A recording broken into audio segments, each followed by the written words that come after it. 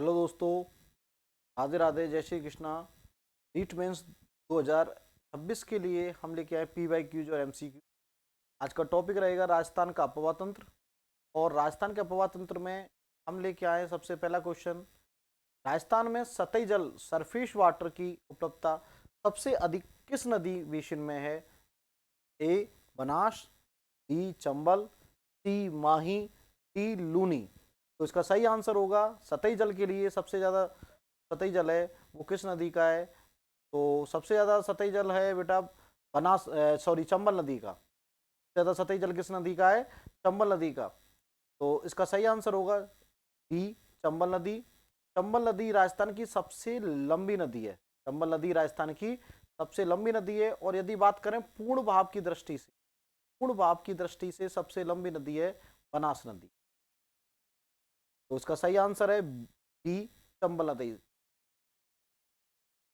Next question की तरफ चलते हैं।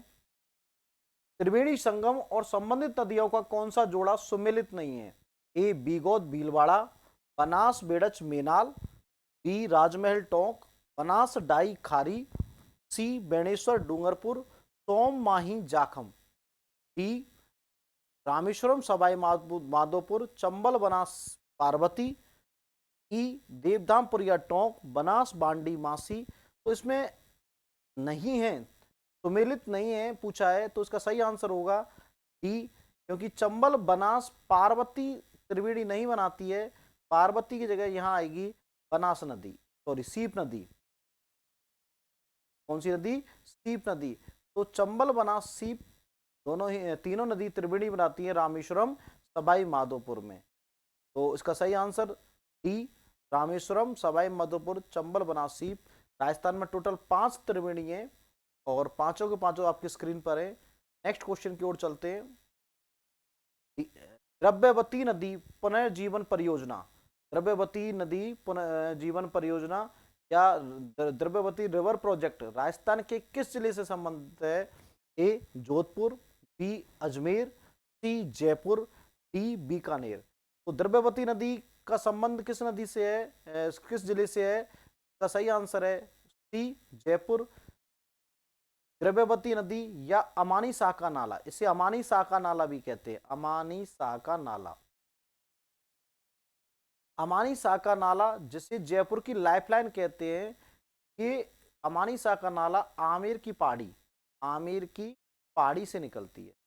आमेर की पहाड़ी से नदी निकलती है द्रव्यवती नदी, आमेर की पहाड़ी से। और आमेर की पहाड़ी से निकलने के बाद ये नदी बेटा संगम करती है ढूंढ नदी से, संगम करती है ढूंढ नदी से। और ढूंढ नदी, वो ढूंढ नदी जिसके नाम से जयपुर का नाम ढूंढाड़ पड़ा, जयपुर का ढूंढाड़ पड़ा, ये ढूंढ नदी से संगम करती है। और जो ढूंढ नदी जिसका उद्गम होता है अचरौल जयपुर से, इस ढूंढ नदी का उद्गम कहां से होता है? अचरौल जयपुर से। और ये ढूंढ नदी की सहायक नदी है द्रव्यवती नदी या अमानी साका नाला, जयपुर की लाइफलाइन कहा जाता है। बहुत अच्छा क्वेश्चन है, जयपुर की लाइफलाइन किसे कहा जाता है? अमानी शाह के नाले को। आप कमेंट करके सब बताएंगे कि भरतपुर की लाइफलाइन किसे कहते हैं और राजसमंद की लाइफलाइन किसे कहते हैं। सभी बच्चे कमेंट करके बताएंगे। इस अमानी शाह के नाले पर 2015 में 1600 करोड़ का एक प्रोजेक्ट आया था, 1600 करोड़ का प्रोजेक्ट आया था जेडीए जयपुर के द्वारा। जेडीए यानी जयपुर डेवलपमेंट अथॉरिटी यानी जयपुर विकास प्राधिकरण के द्वारा एक प्रोजेक्ट चलाया गया था। और वो प्रोजेक्ट सौंपा गया था टाटा ग्रुप को। टाटा ग्रुप के द्वारा इस अमानी शाह के आसपास के क्षेत्र को हरा भरा करने के लिए और इसके अमानी शाह के नाले को शुद्ध करने के लिए, साफ करने के लिए ये प्रोजेक्ट चलाया गया था।